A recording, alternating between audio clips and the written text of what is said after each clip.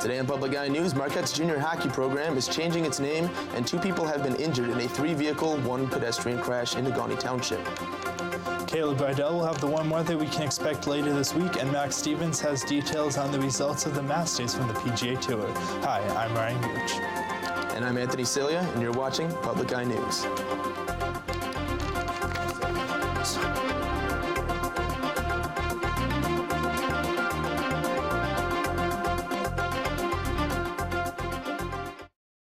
Los Angeles-based singer and pianist Amy Nolt will be featured as a guest in Northern Michigan University's Jazz Festival. She is set to perform in the opening concert with NMU Jazz Festival faculty combo and the Ishpeming High School Jazz Band on April 12th, and in the closing concert with the NMU Jazz Band and combo on Friday, April 13th. Both events begin at 7:30 p.m. in the Reynolds Recital Hall on Northern Michigan University's campus. Tickets are available on NMU ticket outlets or online at nmu.edu/tickets. And the Marquette Junior Hockey is in the process of getting an upgrade. The hockey teams will be changing their names to Marquette Junior Wildcats and will boast jerseys that mimic that of the NMU hockey team. The Wildcats' recent success on the ice will hopefully standardize Marquette hockey programs.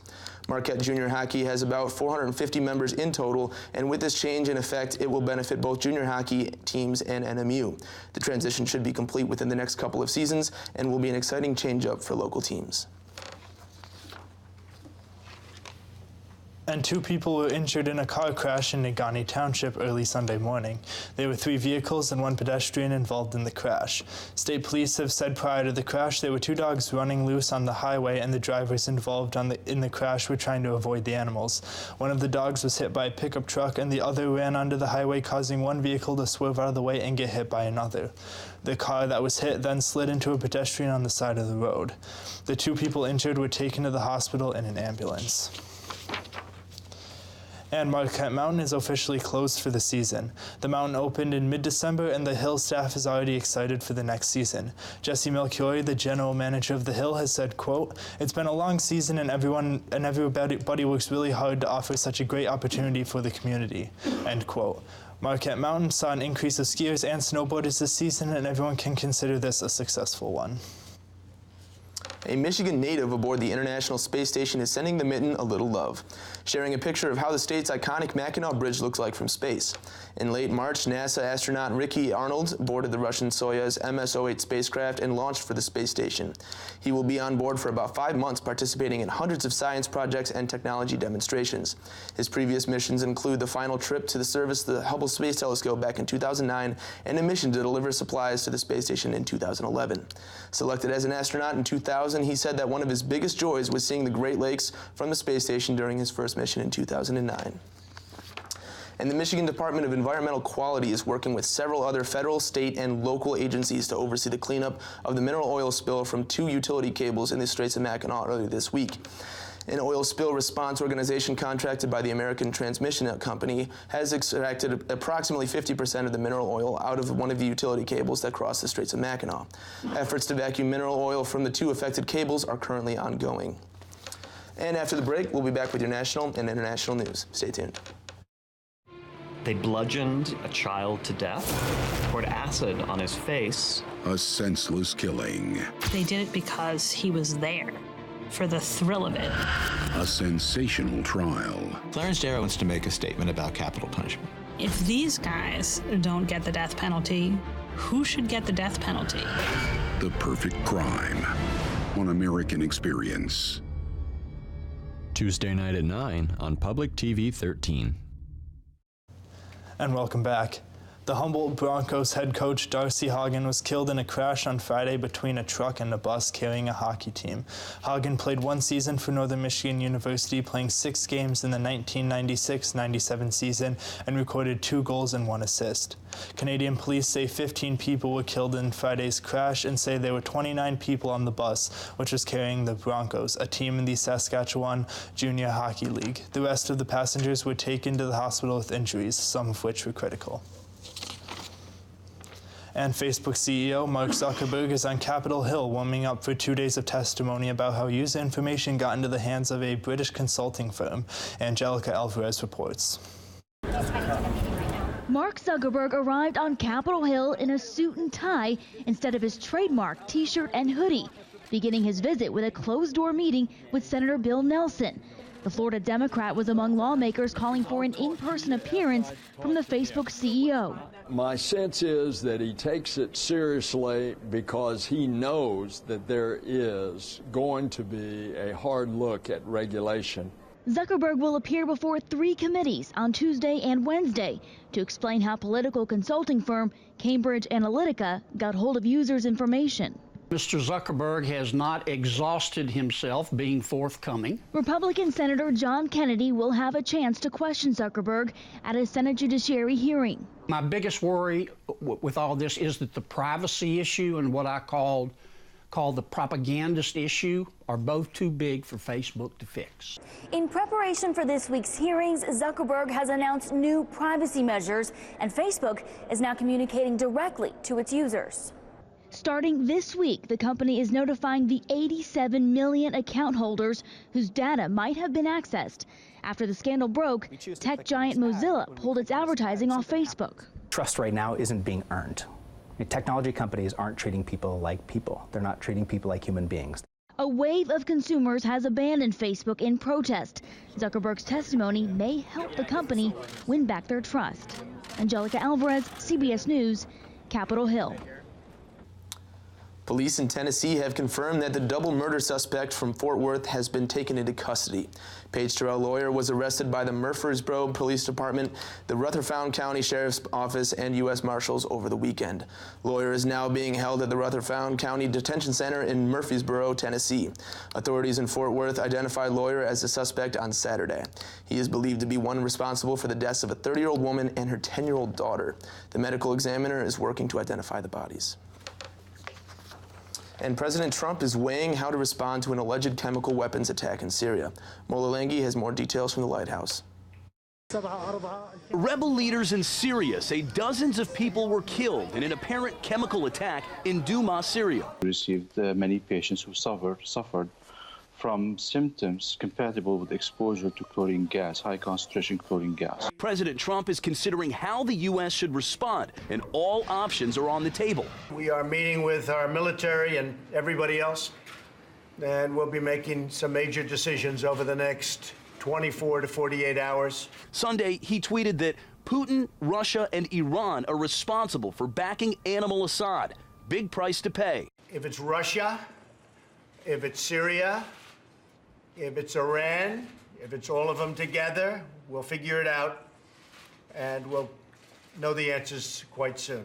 It remains to be seen how the alleged chemical attack will change long-term U.S. strategy in Syria.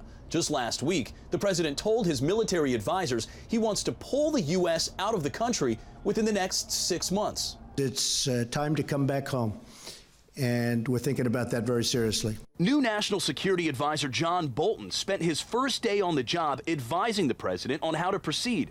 He's been hawkish on Syria in the past, advocating for more airstrikes.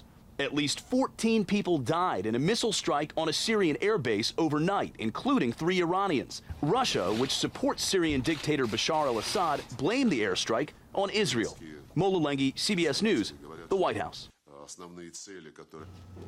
And Syria's state news agency says missiles have struck an airbase in central Syria in the early hours of the day. The agency said it was likely an American aggression, but U.S. officials have said the United States had not launched airstrikes on Syria. The missile attack followed a suspected poison gas attack on Saturday on the last remaining foothold for the Syrian opposition in the eastern suburbs of Damascus. The UN Security Council planned to hold an emergency meeting today to discuss the chemical attack. And after the break, we'll be back with your weather and sports. Stay tuned.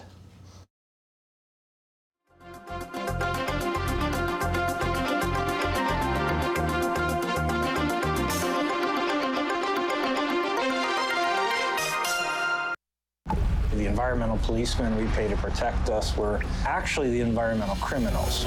It's just unconscionable that Freedom Industry did not report the leak. We are the first human beings this chemical has ever been experimented on. We've had the daughter to the hospital, but her neck started to swell. You assume that everybody are telling the truth. And if you can get away with it, you will do that. We all have the same question. Is by water really safe? What lies upstream?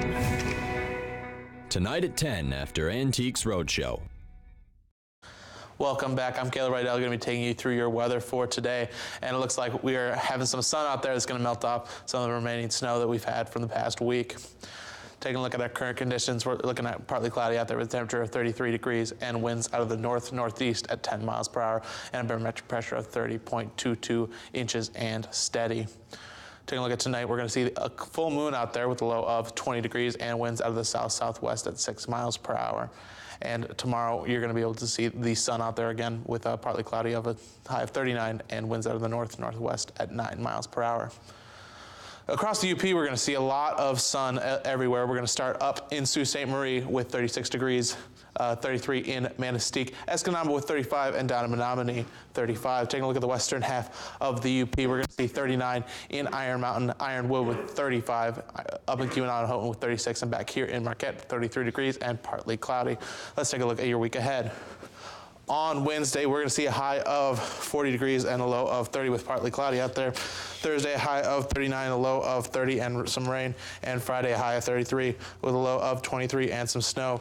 Well, we're finally getting that green out there as the snow's melting off, and I hear something's happening on the green in golf. Yeah, it was beautiful down in Georgia, Caleb. Wish I could be in Georgia right now. With early April comes the Masters, and it was a beautiful weekend for golf at Augusta National in Georgia. And it was the Texan, Patrick Reed, who hung on to a round 4 lead to claim his first major championship at the Masters with a final score of 15 under par. He held off a late surge from Ricky Fowler, who finished 14 under. It's the third time Fowler's been a runner-up at a major in his career. Reed was not the crowd favorite at any point. The crowd instead cheered loudly for his tee-box partner, Rory McIlroy. This is Reed's first individual major win. He's best known for his victories as a member of the teams that won the President's Cup and the Ryder's Cup. And the Detroit Red Wings have announced that they have re-signed general manager Ken Holland to a 2-year deal. The 62-year-old Holland has been the GM of the Red Wings since 1997, but has been in the organization for much longer as a former scouting director and assistant general manager. Holland was integral in building a hockey town machine that made the playoffs for 25 consecutive seasons and won 4 Stanley Cups in the process. However, many have called for Holland's job over these past 5 years, which have featured 3 straight first-round exits and 2 years of missing the playoffs entirely. This is a pivotal rebuild year for Detroit, as they have the most draft picks out of any team, and it is also the year head coach Jeff Blashill's contract will expire. And the Chicago Cubs have postponed their home opener, the latest postponement after a long stretch of Midwest teams having their games delayed due to weather. The Cubs initially tried to push back the start time for today's game by an hour, with grounds crew workers using handheld blowers to try and melt the snow. However, the snow accumulation and the cold temperatures were just too much to overcome. The game has been rescheduled for tomorrow afternoon, which was previously an off day in the middle of the first series between the Pirates and Cubs. The Cubs are the last major league team to hold their home opener. They began the season with trips to Miami, Cincinnati, and Milwaukee, from which they emerged from a 5-4 record. Well, Ryan, this winter weather is dragging on a little longer than we'd all like, and I hear you have something on that for us. Yeah, this definitely isn't something you see very often. After getting fed up with the lingering cold weather, an upstate police department has placed winter under arrest. The Depew Police Department wrote Friday in a humorous Facebook post that it had arrested the season. The department also called for groundhog Punxsutawney Phil to turn himself in for predicting 6 more weeks of winter. And residents in a Maine town believe they've created the world's largest ice carousel on a frozen lake. About 100 volunteers cut a circle in the ice that's 427 feet in diameter, and they used 4 outboard boat motors to get it rotating on Saturday. After it began spinning on one of the organizers, Mike Sire, announced, "We got her spinning."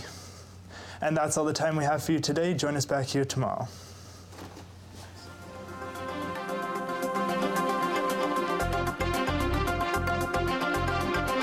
The preceding program was produced in studios located in the Edgar L. Hardin Learning Resources Center by WNMU-TV, Northern Michigan University Public Television.